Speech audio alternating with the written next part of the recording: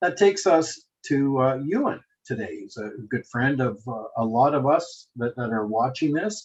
A lot of people might recognize Ewan from War of 1812 reenacting, where he serves as the Sergeant Major of the Crown Forces. But also, Ewan is a Program Development Officer at Fort York National Historic Site in Toronto. Over the past 20 years, he has served in various roles at the museum, has delivered a wide variety of programming about Fort York and its place in Canada's history. In 2013, he received the Queen Elizabeth II Diamond Jubilee Medal in recognition of his contributions to Fort York. His lifelong interest in early 19th century British military history has also led to a longstanding involvement in the War of 1812 reenacting. He currently lives in Oakville with his wife and daughter. So, Ewan, take it away. All right. Well, good afternoon, everyone. I'm going to start my presentation today with a land acknowledgement. I'd like to acknowledge that the land I'm currently on is the traditional territory of many nations, including the Anishinaabe, the Haudenosaunee, and the Wendat peoples, and is now home to many diverse First Nations, Inuit, and Métis. I would also like to acknowledge that the part of Oakville I live in is covered under Treaty 22 with the Mississaugas of the Credit First Nation. The promises made in this treaty created a special relationship that is now 201 years old. And as a resident of the town of Oakville, I have an obligation to understand the terms of this treaty because it is my treaty too.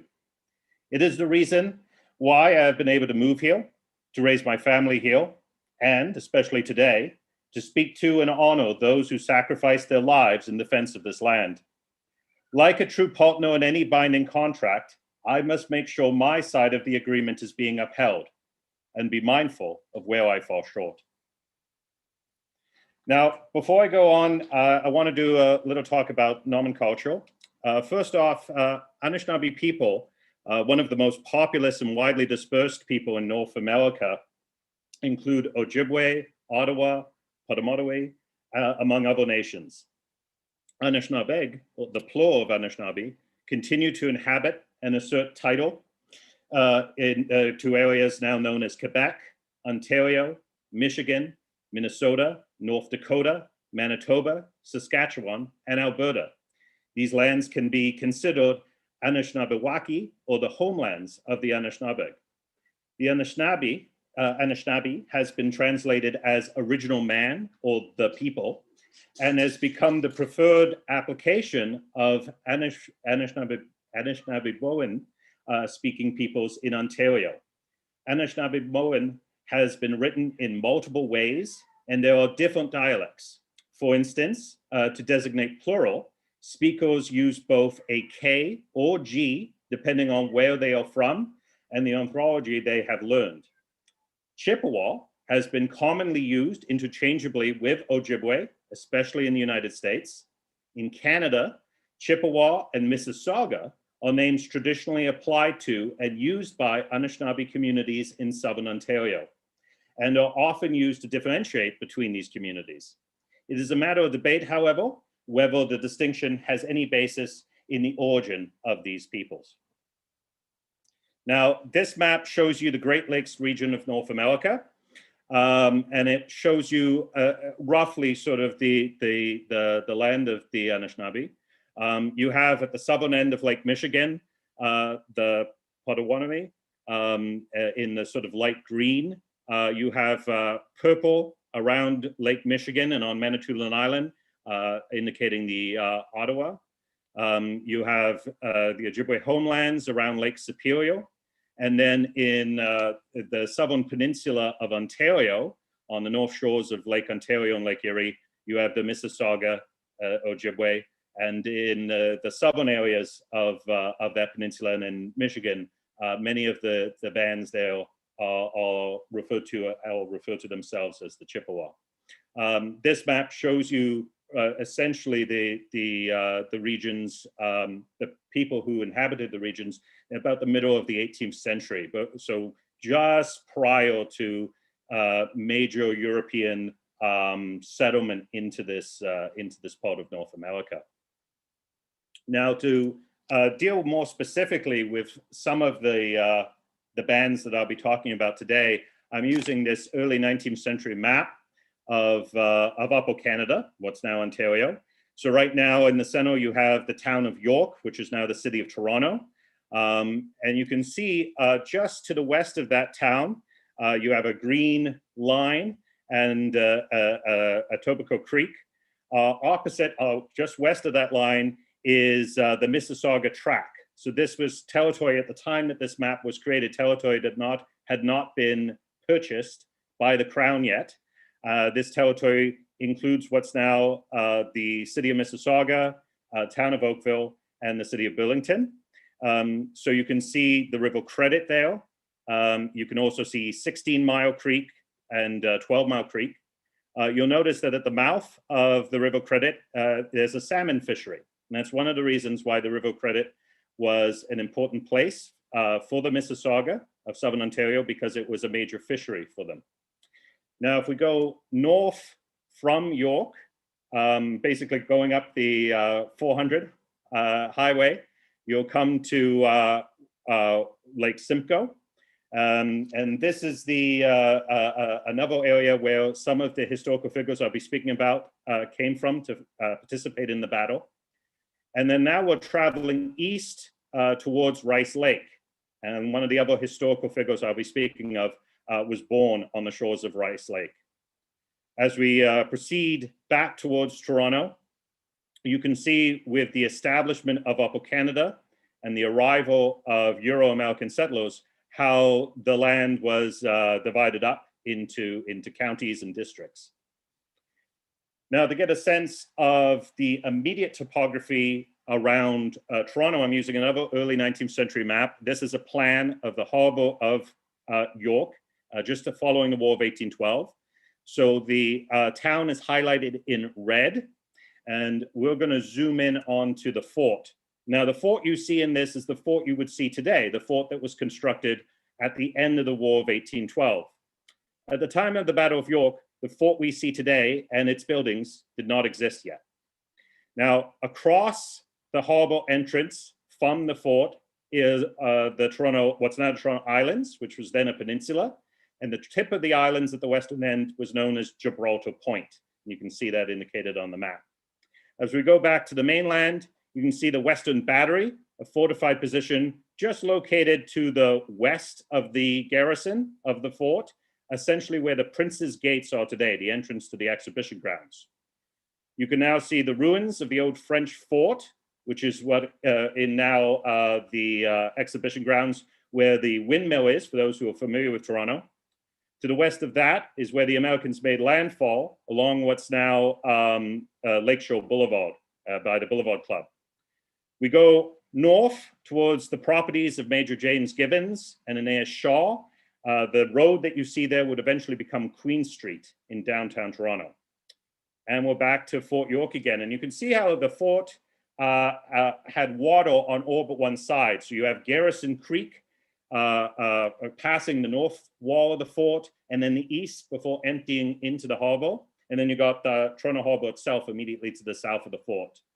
Where the shoreline is on this map is essentially where the Gardiner Expressway is today. For those who are familiar with Fort York, if you go to the fort today, or you see photos of the fort today, where you see the highway, the elevated highway, is essentially where Lake Ontario used to come up to. Now, again, the fort we saw on that map a moment ago comes from after the War of 1812. At the time of the Battle of York, this is what the garrison would have looked like. So the garrison proper is on the east side of Garrison Creek, where you'll see the Union flag flying above a blockhouse. Garrison Creek, where it empties into the harbor, is roughly corresponding with the modern Bathurst Street in downtown Toronto. And where the garrison is in this illustration is essentially where a Toronto Public Library branch is today. Where Fort York is today would have been the official residence of the Lieutenant Governor of Upper Canada, and his house, government house, is number 13 on this plan. Number 14 shows you the Government House Battery. That is what's now the circular battery or flag bastion in the contemporary Fort York. So if you go to Fort York today, where the historic flagpole is within the fort and the battery, that's essentially where number 14 in this illustration is today. And number 11 is the western wall that was constructed just prior to the outbreak of the War of 1812. The wall was ordered to be constructed by Isaac Brock. That wall roughly corresponds to where the western wall of the fort you see today is located. Now, before I go into the main part of my talk, I just want to give a note about sort of how I'm approaching the talk. Although much of the following will be conveyed in a narrative style, or named persons or historical figures and described in their correct context. The battlefield is accurately described, and the experiences of the combatants are as authentic as surviving records and research currently allows. Inevitably, the material is subjective. I was the one who had to compose it after all. Now, I do want to add, I'm not trying to appropriate the voices and stories of people that don't belong to me.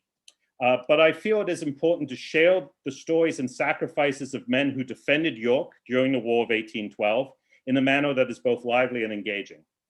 All I could do was apply scrupulous care when developing this presentation and be mindful of the very important subject matter. I'm going to have a little drink and then we'll get going. Water, great.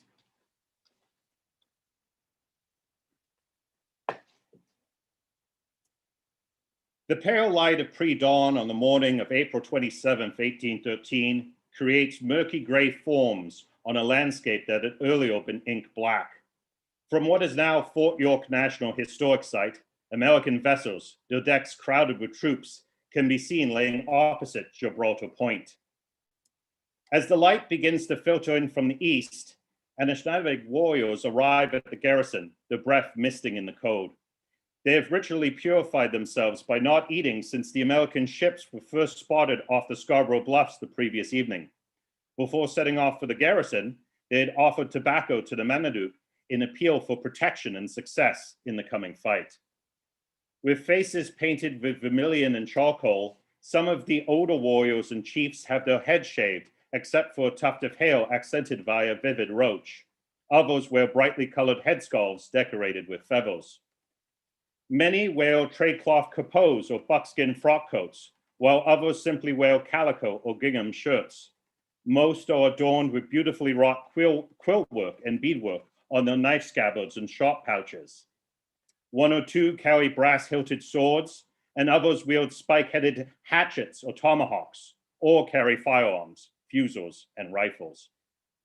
In his mid-40s, Muskwege, known to the British as William Yellowhead, is there beside his father. His father is also known as Yellowhead and is chief of the Reindeer clan down from Lake Simcoe.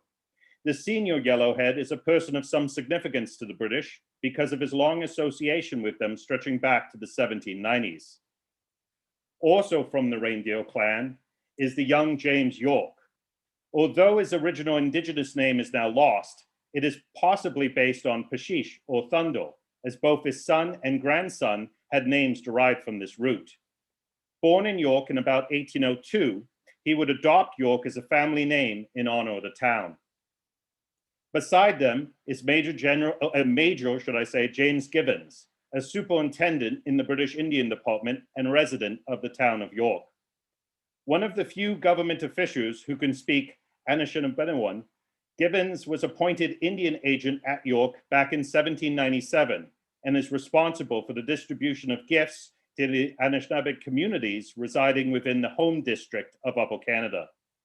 He has fought alongside them in both the capture of Detroit and the defense of Niagara the previous year, and is known to them as the Wolf. Ordered by the Anglo-Canadian commander, Major General Roger Scaife, to oppose the American landing, a force of about 100 Anishinaabe head for the thick wood west of the garrison.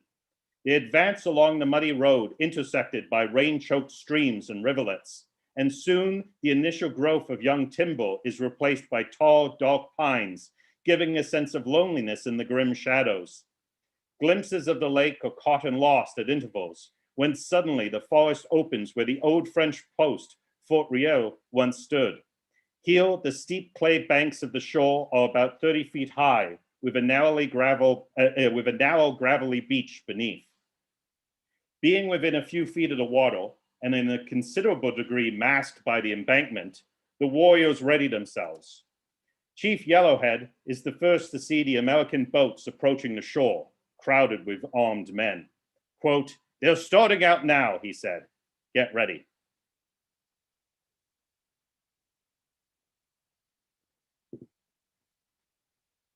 The War of 1812 was not the first war in which British and Anishinaabeg had fought side by side. Their alliance originated with the 1764 Treaty of Niagara. This treaty extended the covenant chain, which had linked the Haudenosaunee with British colonies since the 17th century, to include the Anishinaabe. This metaphorical chain of friendship was based upon a nation-to-nation relationship of mutual respect, reciprocity, and good faith. It must be stressed, however, that the Anishinaabe did not become British subjects with this treaty, but maintained their autonomy. Further, the Treaty of Niagara recognized that they kept their title and ownership to the land. During the American War of Independence, Anishinaabe warriors fought against rebel forces in fulfillment of one of the, quote, mutual engagements entered into at the Treaty of Niagara. That is to, quote, protect and aid against common enemies. When the war ended in American victory, however, the lands south of the Great Lakes lay within the new republic. Many loyalists, both settler and indigenous, fled the newly independent United States for what would become Southern Ontario. Thus, it became necessary for the Crown to acquire land from the Anishinaabeg of the region, known to the Europeans as the Mississauga, for the use of these refugees. Initially, the Mississauga welcomed the newcomers. The chiefs thought that by allowing settlers to share the land with them, the Crown would be obliged to reciprocate with annual annuities of clothing, firearms, and provisions, essentially as a form of rent. In the end, however, the Crown delivered only minimal presents unless the Mississauga consented to more land concessions. What's worse, the British regarded each concession as a one-time transaction that ended native title to the land. Very quickly, the Mississauga began to understand the true nature of these new treaties. By 1794, a chief of the Thames Valley lamented that, quote, the English were nearly as bad as the Americans in taking away their lands. Both Crown officials and Euro-American settlers viewed the Mississauga as uncivilized. The Anishinaabe practiced seasonal subsistence strategies dependent on mobility. They would congregate in large summer villages and break up into smaller bands for winter hunting. Their seasonal mobility was carefully planned around the availability of resources, such as fish and game.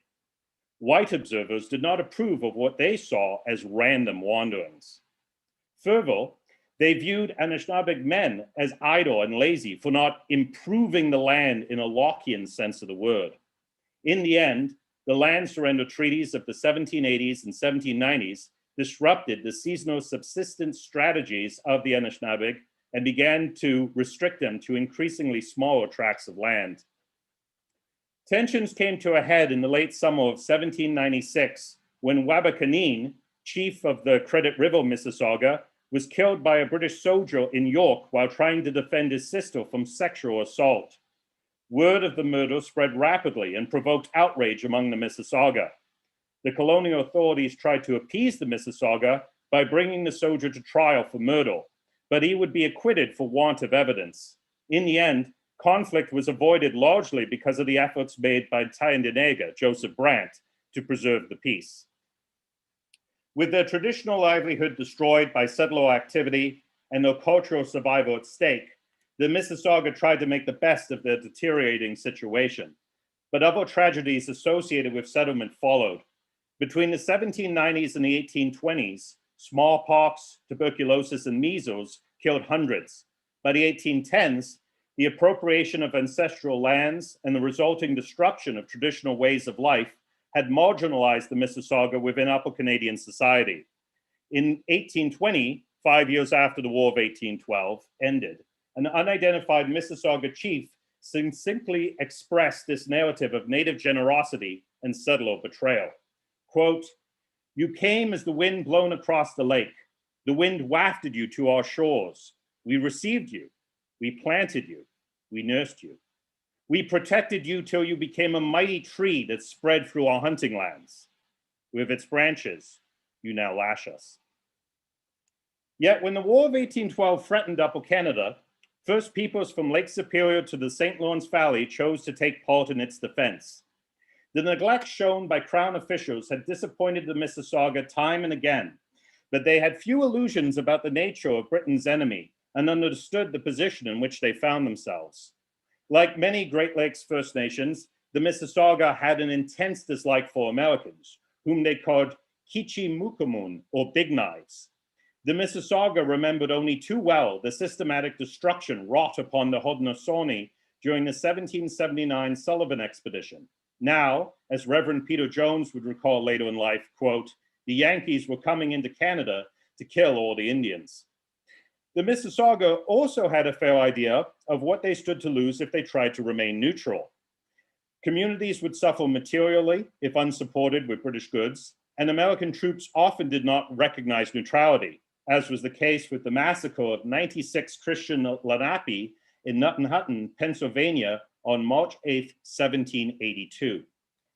Thus, Mississauga loyalty to the British during the War of 1812 rested upon a realistic appraisal of both warring parties and an inability to remain out of the fight. Further, as Crown officials had once again evoked the chain of friendship entered into at Niagara in 1764, the Mississauga decided to keep their word to their English father and take up arms against the Americans.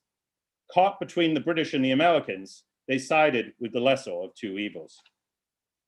Now, crouched in the shelter of the embankment on Lake Ontario, two young warriors gaze intently into the distance. Nauhewegezegwe, known to the British as Joseph Sawyer, is a tall, impressive-looking man with strong, clear-cut features. In his mid-20s, he is the son of Chief Wabase of the Eagle Clan, a signatory of some of the first treaties between the British and Credit River Mississauga. The young husband and father is a veteran of the capture of Detroit, where he served alongside Tecumseh and Major General Isaac Brock, and he fought with John Norton and the Grand River Warriors at Queenston. With him is 26-year-old Lawrence Neganab Herkimer, the son of fur trader Lawrence Herkimer and Maggie Yakamegokwa, a Mississauga woman from Rice Lake. A member of the Bear clan, he has for 3 years been employed as a messenger carrying dispatches between Niagara and York. Both Sawyer and Herkimer grew up during the period of great upheaval for the Mississauga following the arrival of white settlers. Sawyer can make out two large bateaus, the oars, wielded by sailors, flashing in the sunlight. The vessels are filled with soldiers. As they pull towards the clearing, the strong wind coming in from the east pushes the boats further and further west until they are opposite a sharp point of the shore covered with a thick cedar wood. This is over 200 yards to the west of the warriors. The warriors quickly redeploy, but while doing so, the sailors in the boats are ordered to rest on their oars for a few moments, and the soldiers on board blast ineffectual fire upon the shore. Positioning himself in the roots of a stunted tree with the calm patience of a seasoned hunter, Sawyer carefully conceals himself in anticipation of the pending assault. Thumbing back the cock of his musket, he settles his face against the cheek rest of the stock and squints along the barrel. The other warriors are just as attentive, some kneeling, some lying down, and some standing behind trees. The breathless silence of the scene is only broken by the sound of waves and the rustling of leaves. In the forests of Upper Canada, raw American soldiers confronted their own nightmares when they faced off against indigenous warriors.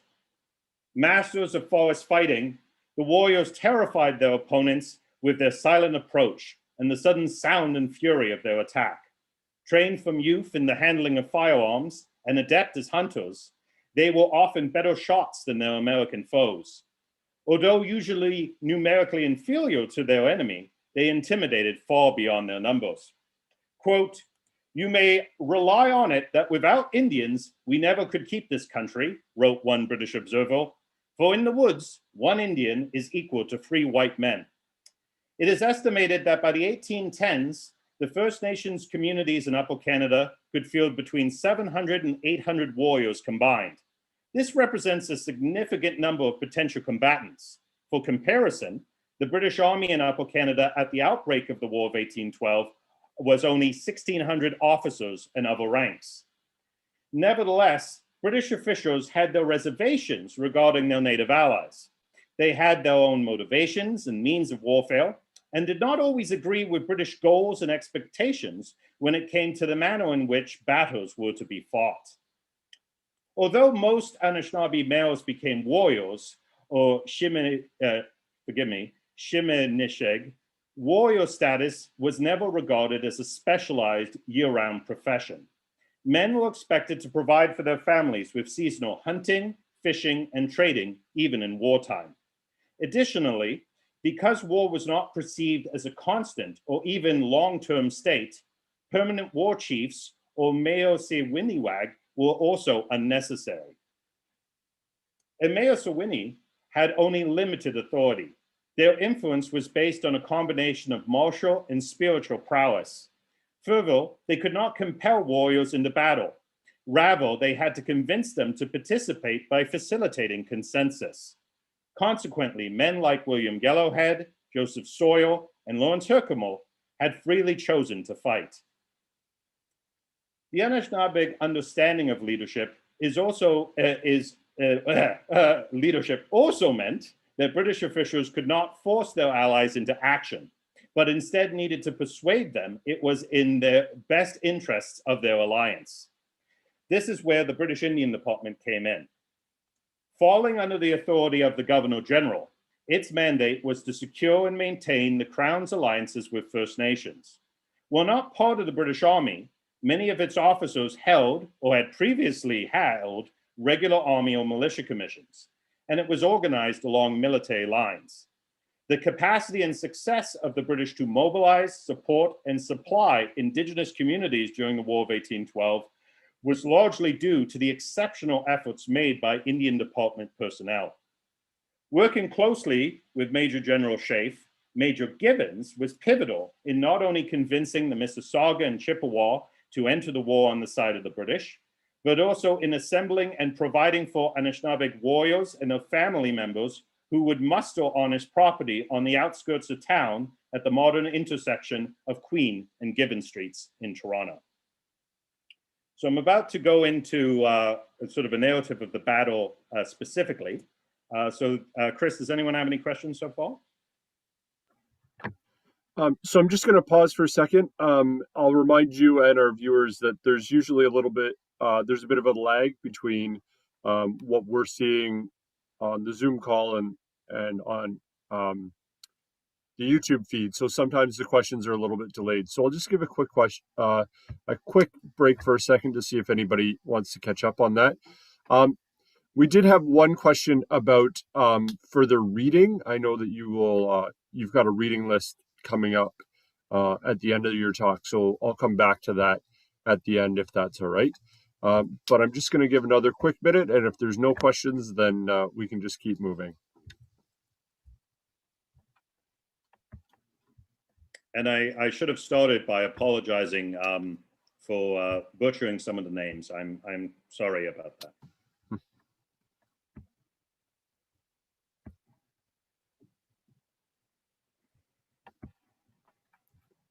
So I don't think that we have any questions. So I'm just going to suggest that you keep moving, Ewan, and I know that you've got another break coming up in a few minutes. So if any do come up, we'll catch them then. Thank you. Okay. Sitting uneasily in their bateaus as part of the vanguard of the American assault is Major Benjamin Forsyth's Rifle Corps. These regulars, with a reputation for looting, have been chosen by the American command to be the first ashore and cover the later landings. In contrast to the showy display of the rest of the army, they are clad in green uniforms, functional for troops operating in forested conditions. Rough-hewn frontiersmen were sought to fill the ranks of this regiment.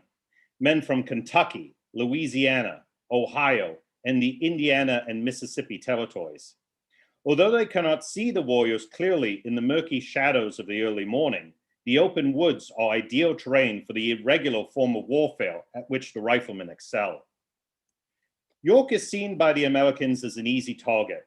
With a squadron of 14 US naval vessels, armed with a total of 85 long guns and carronades, and over 1,700 soldiers under the command of Major General Henry Dearborn, a veteran of the 1779 Sullivan expedition against the Haudenosaunee, the Americans are all assured of victory. Major General Sheaffe has only 413 British regulars and at most an equal number of Upper Canada militia at his command. The Americans are set on capturing a pair of British warships in Toronto Harbor. The ships can tip the balance of power on Lake Ontario if they come into American hands. Furthermore, York is the capital of Upper Canada, and there is significant propaganda value to be earned if it can be captured. The sun is just penetrating the forest canopy in dazzling rays when the signal is given and the silent wood erupts with the roar of musketry and the cries of warriors. Sawyer pulls the trigger of his musket. With a flare of burning powder and then an agonizing pause, the stock thuds back against his shoulder and a gray-white cloud blooms from the muzzle. The forest is soon enveloped with clouds of acrid black powder smoke. The Americans are still 165 yards from the land, and the sailors heave on their oars. Every second feels like an eternity for the riflemen, but finally the bateaux strike the shore. Major Forsyth yells to his men to follow him and orders the buglers to sound the charge. With loaded rifles, the Americans immediately ascend the bank and enter the woods now hung with smoke. Fighting in pairs, with one warrior firing while the other waits for his turn, the defenders keep up a continuous barrage of musketry from behind cover. At every discharge, they shift their position, disappearing into the fog of war. In this form of fighting, personal safety depends entirely upon one's dexterity. When maneuvering to a new position, the warriors leap from side to side with astonishing agility. This kind of zigzag motion prevents their adversaries from taking steady aim with their rifles. Whenever they manage to kill an enemy, the warriors let out a terrific yell, a tactic designed to both intimidate their foe and increase their own valor. The disciplined riflemen, hidden behind their own cover, are equally good marksmen and begin to exact a heavy toll on the warriors. Because of their green uniforms, the riflemen cannot be easily distinguished among the bushes and trees. The warriors try to outflank the riflemen with a half-moon formation, negating the enemy's use of cover. But the Americans manage to drive a wedge through the warriors' ranks, dividing their forces in two. The larger of the groups is now cut off from any reinforcements coming from the garrison. The dense gray-white smoke blots out everything in front of Sawyer, but the sharp cracks of rifle shots can be heard to his front, as well as the buzzing of balls as they pass on either side of the tree he is using for cover. He returns fire with an occasional shot whenever a suitable target presents itself. Earlier, an American rifleman dropped a man to his left, but in so doing, he exposed himself and Sawyer fired. The musket balked, and as the smoke drifted away, he saw the green figure collapse. After giving a triumphal yell, he jumps to another tree and engaged in a short prayer to thank the Manitou for his success. 20 minutes has passed since the Americans first made landfall. As some of the smoke disperses in the wind, Sawyer can make out the glint of musket barrels. They are carried by the Masker Conahide, or redcoats. The blue facings on the coats and the royal livery lace festooning the drummers' uniforms clearly identify the soldiers as the Grenadier Company of the 8th or King's Regiment. Sawyer and the other warriors think the indifference with which the King's soldiers expose themselves to enemy fire is pure folly, while the British Grenadiers detest their Indian allies for sulking behind rocks and trees. Commanding the Grenadiers is Captain Neil McNeil. He can perceive the second wave of Americans nearing the shore, and he orders his men forward to the edge of the bank, crying, quote, "Now, King's Grenadiers, distinguish yourselves." Cheering as they advance, no sooner do the Grenadiers reach the shoreline than a signal from Major Forsyth's whistle produces a deliberate discharge from every available American rifle. The Grenadiers soon begin suffering casualties, notably among their leaders, whose scarlet uniforms and gilt trim set them off as special targets for the riflemen. The first to fall is McNeil, quickly followed by Sergeant Major Robert Beveridge. Some of the grenadiers, excited, confused, and enraged over their losses, open fire, although no command has been given. As the fresh American troops disembark, they begin to fire over the bank at the British. Under such withering fire, confusion soon reigns, and with few officers and sergeants left standing to exert any control over the dazed grenadiers, they charge the American reinforcements. Only momentarily compelled to retire from the embankment, the American troops rally and counterattack. This completely shatters any and all resistance. Panic sets in, and the grenadiers soon dissolve back towards the garrison. With all the smoke and confusion, it is difficult for Sawyer to see what is happening for a moment or two. But as the smoke clears, he sees red-coated figures sprawled dead and wounded on the ground. Unaccustomed to fighting in the woods and conspicuous by their dress, many grenadiers have fallen without ever seeing their hidden enemy. The fight at the beach has been short, not over 2 minutes before the British are in full retreat. And released from the immediate threat, the American riflemen return their whole attention to the warriors. Reinforced, Forsyth's men get behind the larger western group of warriors. Not realizing they are surrounded, these warriors find themselves caught in a circle of fire. One war chief is shot from behind and falls with a broken leg. He is later killed by his own men to prevent him from falling into American hands. After telling his men to pull back, Chief Yellowhead receives a rifle ball to the face, shattering his jaw. Now unsupported, and after losing some of their best men, including two wounded chiefs, the warriors begin a controlled retreat. Carrying off the wounded, they head northeast to take care of their women and children who had been left at Gibbons' property. Helping to cover the retreat of the British troops, the other group of warriors with Major Gibbons are under fire from some of the American schooners. The wicked howl of grape shot through the smoke unnerves even the bravest men. They too begin to pull back towards the garrison. Breaking contact with the enemy, Sawyer joins up with Herkimer and two other warriors. By unspoken agreement, they stop, kneel, and hold their breath to take charge of their situation. In the near distance, there appear loose lines of gray-clad soldiers tottering along in a ragged, open formation. Opposite them is Captain Daniel McPherson's company of the Glengarry Light Infantry, vainly trying to stem the enemy's advance.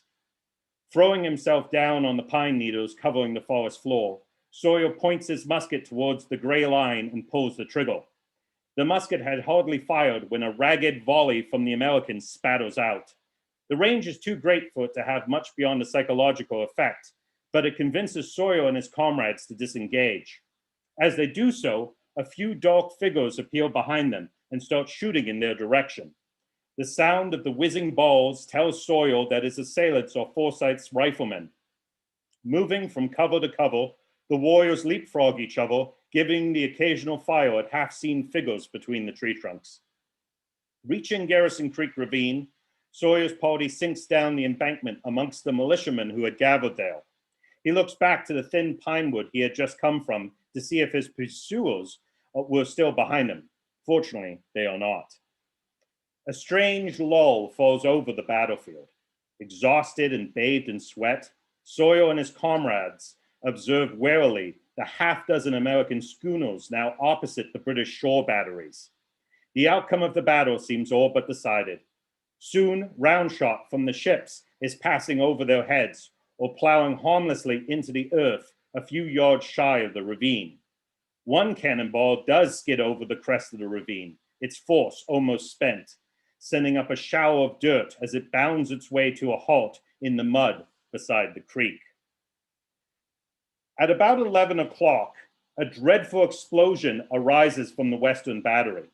Although the guns in the battery soon begin to play upon the enemy again, the militiamen who had gathered in the ravine began to melt away, there being no person there to animate them. The warriors murmur among themselves at seeing this, as the militiamen certainly should have as much interest in defending the town as they did. Moments later, word comes that those who remain are to move back with the rest of the Anglo-Canadian forces towards Elmsley House, located near the site of today's Roy Thompson Hall. Soil is incredulous. The Americans had fought well and driven the Redcoats back with considerable loss. He is surprised at this, as his experiences at Detroit and Queenston had taught him that the Yankees were poor warriors. Although the British soldiers had fought like braves, he thinks their chiefs would do to paddle a canoe and not steal it. With the British Army making preparations to retreat, Sawyer settles on leaving them and returning to the Credit River to see to his wife and children. With that, he and his comrades leave the garrison for home. The Americans are victorious. However, the defeat of the Anglo-Indigenous defenders of York is not for lack of bravery or skill. Superior American numbers and the devastating fire from American warships have determined the day. This engagement involved just as many casualties for the Americans as it has for the Anishinaabek warriors. An exact list of the Anishinaabe casualties remains difficult to establish, as the bodies of those who fell in the battle were immediately hidden, only to be later given proper burials. James York would later tell his grandsons that because the forest was shrouded in smoke, it took, quote, a long time to bury the dead. At least 2 warriors were buried by their comrades during the flight from York. In the 1870s, immediately east of the old Berkeley Street Fire Hall, a single indigenous burial was found in close proximity to 2 militia burials. And 19th century Toronto historian Henry Scadding refers to another native warrior being buried just west of Yonge Street, south of Bloor. So on this map, that would be indicated by letters D and G, if you're interested. So the battle was primarily fought where you see A, B, F, and E, and then those 2 burials at the opposite end of what's now downtown Toronto. An abstract from the York Garrison account book shows a payment of £35 being made after the war to the families of 2 Anishinaabeg warriors who were either killed in action or later died of their wounds. The recipients list has yet to be found, leaving the names of the fallen warriors undocumented. For the survivors of the battle, their later lives were undoubtedly affected by their experiences of war. Following the battle, James York walked all the way to Aurelia and, quote, never got any pay from the government. Nevertheless, he continued to aid the British, serving as a courier between York and Kingston. His family would later describe how he wore 2 silver armbands and 2 silver gorgets given to him by the British during the war. His oral account of the battle, which heavily helped in the production of this, is one of the few to have been recorded in written form. In the days following the battle, James Gibbons' home was deliberately targeted by occupying American forces. The major had retreated with Scaife to Kingston, but his wife, Angelique, was left behind. She could do nothing to stop the intruders except get out of their way in fear for her life and those of her 9 children. When her plight was brought before General Dearborn, he showed little sympathy and admitted that due to her husband's known connections to indigenous peoples, she should not expect relief.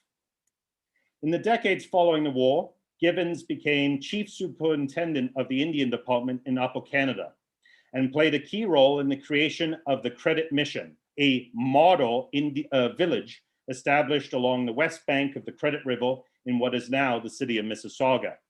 This settlement ultimately became the example for the development of the reserve system we still live with to this day. Chief Yellowhead's disfiguring injury paved the way for his son, William, to be named chief in 1816. William would lead his community for nearly 50 years, dying in his mid-90s in early 1864. William would lead his 1864 and was instrumental in establishing his people at the Narrows, near present-day Aurelia, and later Rama. Lawrence Herkimer was one of the earliest Christian converts at the Credit Mission and became a devout Methodist who served as steward to the new Credit Mission Church until his death in 1877. Nevertheless, he and his brothers remained strong advocates for traditional Mississauga beliefs and customs. Overcoming a struggle with alcohol, Joseph Sawyer became a well-respected member of his community and was selected chief of the Credit River Mississauga in 1829. a position he held until his death in 1863. In 1847, the Six Nations of the Grand River, remembering land given by the Mississauga to their ancestors displaced by the American War of Independence, offered the Credit River Mississauga arable land in the southwest corner of their reserve. This settlement was called New Credit.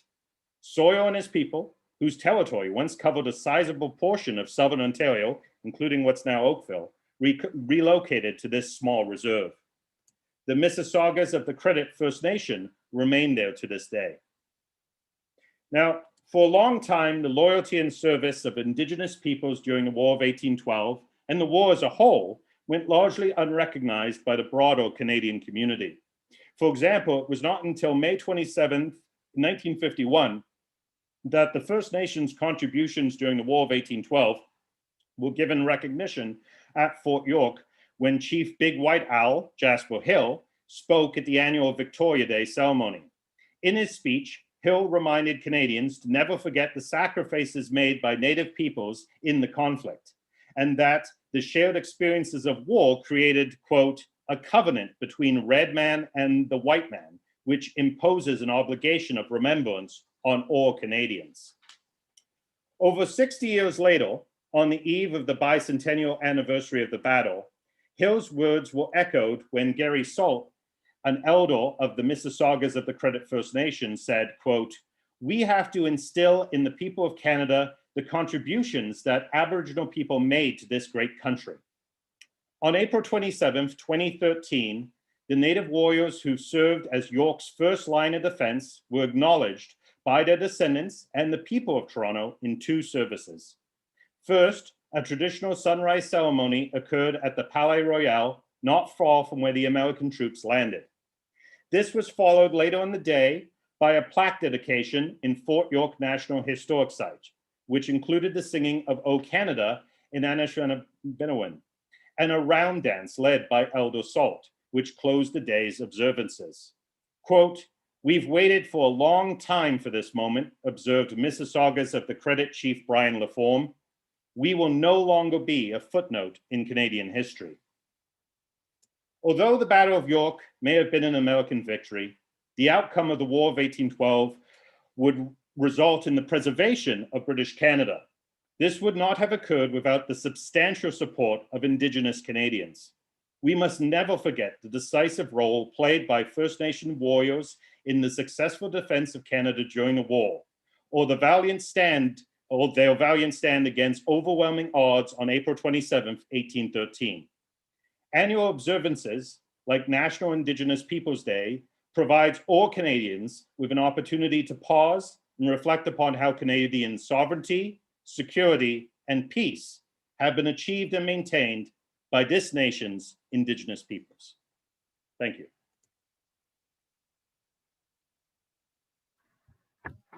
Thank you, Ewan. That was terrific. A few questions, if I may. To start off with a sort of simple option question for you here. Would the First Nations warriors, the Mississaugas, have been equipped with rifles or muskets? Was it a mix? Do you know? You would have had quite a mix of weapons. Some of the weapons would have been obtained through trade. Others would have been presented as gifts by the crown. In the case of the gifts, you would receive both smoothbore muskets, and in the case of gifts intended for chiefs, high-end rifles. And these would have been manufactured in the United Kingdom and made specifically for the Indigenous market here in North America. So many of the design elements that went into these weapons were based on understandings of aesthetics that the Indigenous peoples were looking for, as well as practical needs that they were looking for in their firearms. So for example, when you see trade muskets and rifles, the trigger guard is often very large compared to, say, military muskets and rifles. And that's because if you were wearing mittens in the winter, hunting in the winter, you needed to be able to still pull that trigger, right? So that's just one example. So the armament, again, you would have seen a mixture of smoothbore and rifled weapons. Generally speaking, the rifled weapons would have been in the hands of the chiefs. Interesting. Thank you. This question just popped up a second ago, so just remind people that as the sort of comments and thank yous are rolling in, feel free to keep adding questions if you'd like. The question specifically referred to Shafe, but I'm wondering if I can broaden it a little bit and ask if there was sort of right after the battle, was there official British response outlining the contribution of the First Nations or the Mississaugas, specifically from Shafe or anybody else, or was it largely ignored?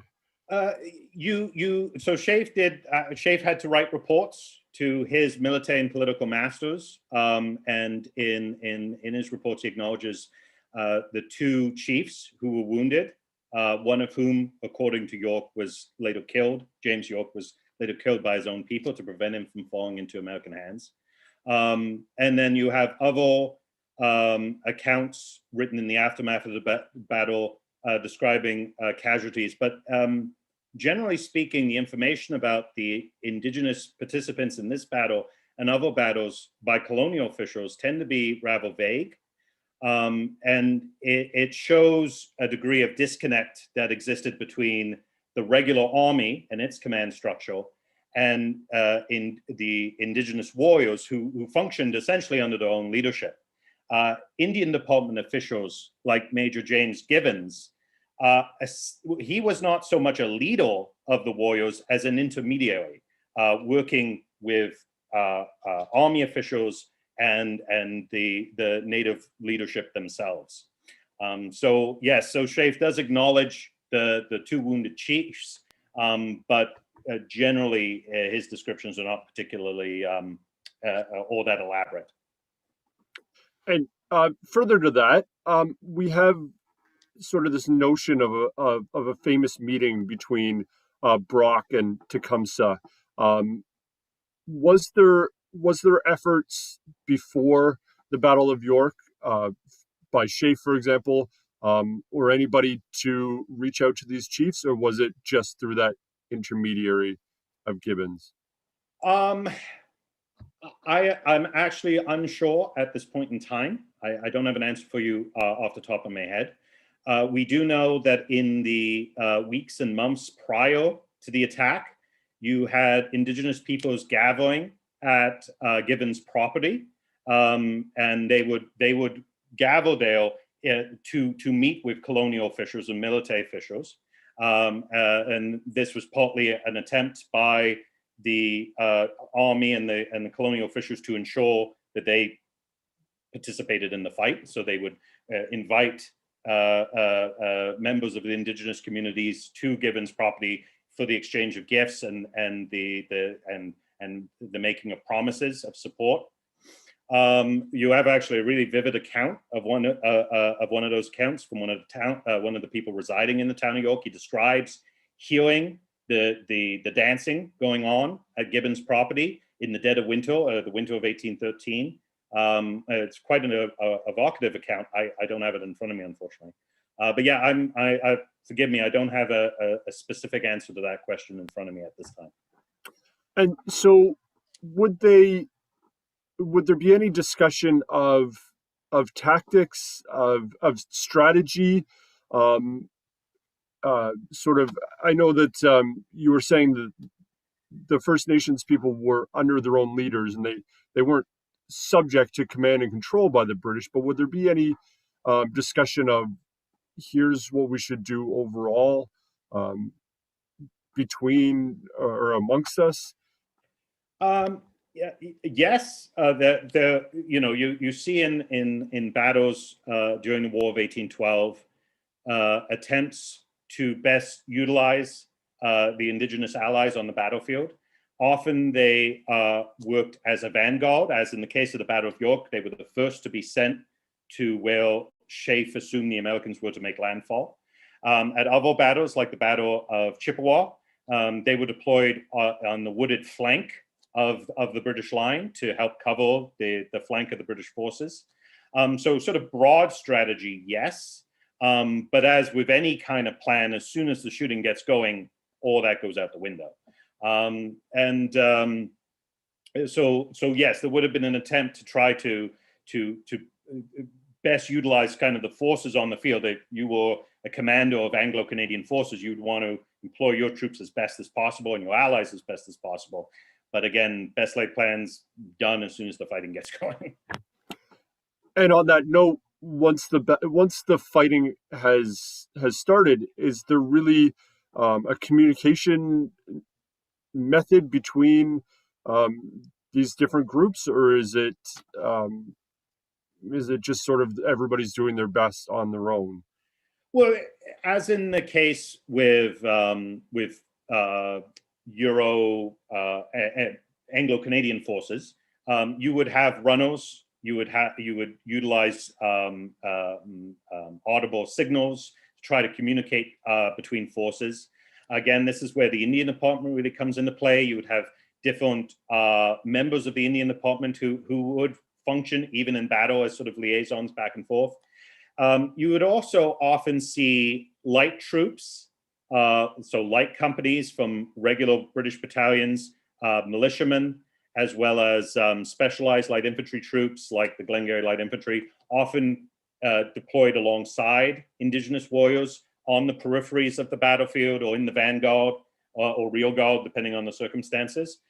So you would have, as best as possible, communication between the various desperate forces on your side. But again, once the battle got underway, that would be easier said than done.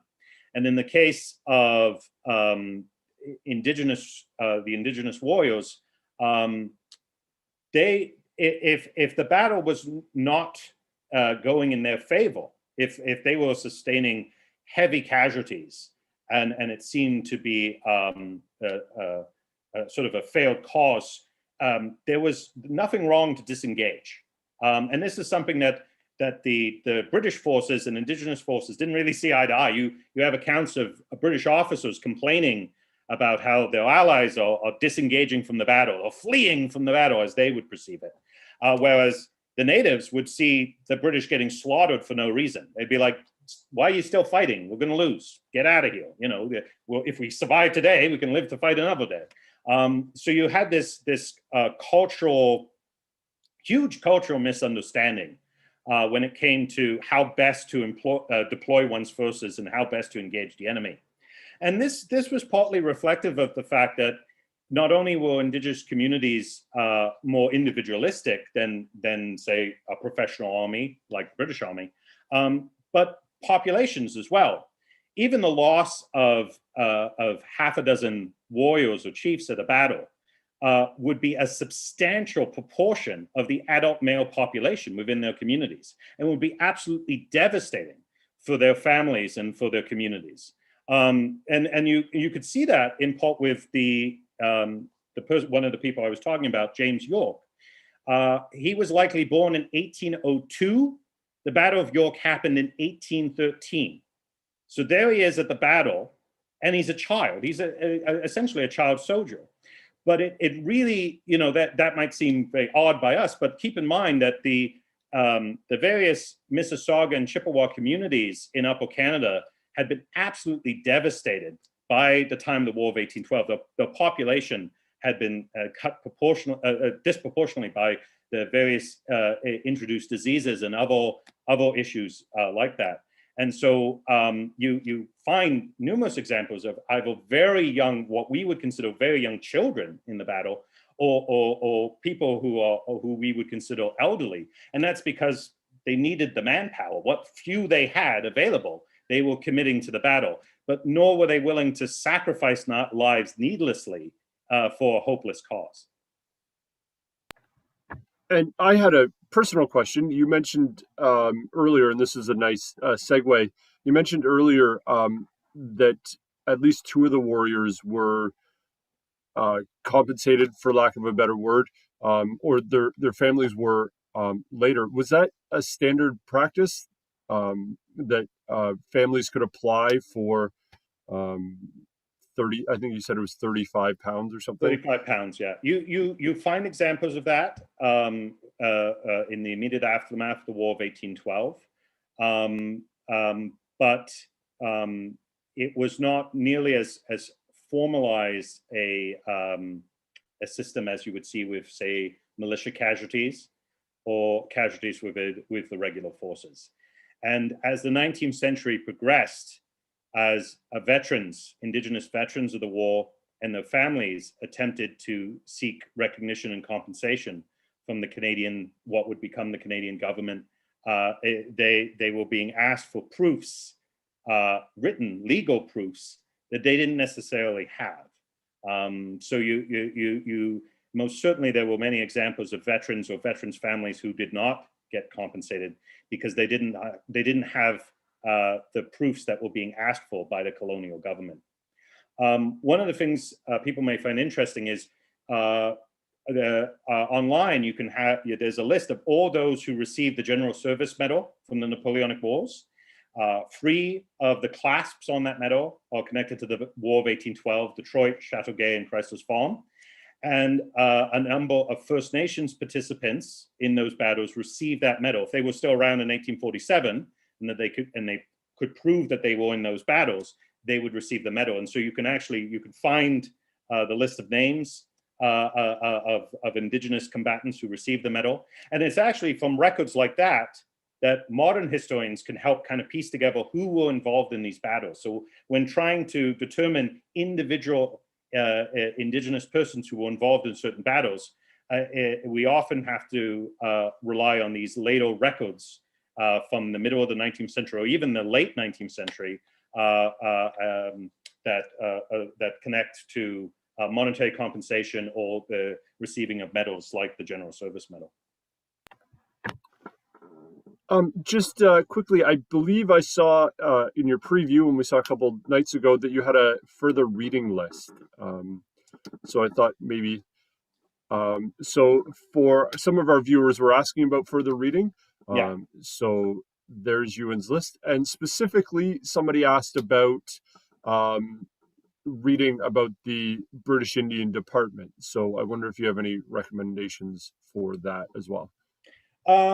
Yeah, so works that I have found personally helpful in reference to the Indian Department, the last work that you see in this list, Restoring the Chain of Friendship, is very helpful. Another one that I did not include in this, it's a little bit of an older work, and some of you may have seen it, is His Majesty's Indian Allies by Allen. This is published by Dundurn.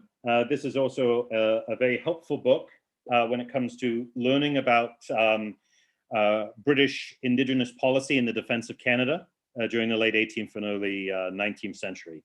And the Restoring the Chain of Friendship and His Majesty's Indian Allies, they're both academic works. They're extensively footnoted, very extensive bibliography in both. So from those 2 works, you have a whole bunch of primary and secondary sources that you could branch out to learn more about the individuals that are addressed in the book, as well as some of the broader subject matter. Fantastic. Thank you, Ewan. In just a second, I'm going to turn it back over to Tom, but I just want to say thank you as well. This was a fascinating topic, and definitely, I think, a small hole that we need to continue to keep filling in sort of our collective memories, our collective knowledge of Canadian history. So thank you very much. Yeah, thank you everyone for joining me today. Tom? Yeah, thanks. Wondering if you can stop sharing your screen, Ewan. If someone wants that list, then I'd encourage them to go back to the replay, and you can pause it and have a chance to take a screenshot or to jot those down. So another fantastic day, another great talk.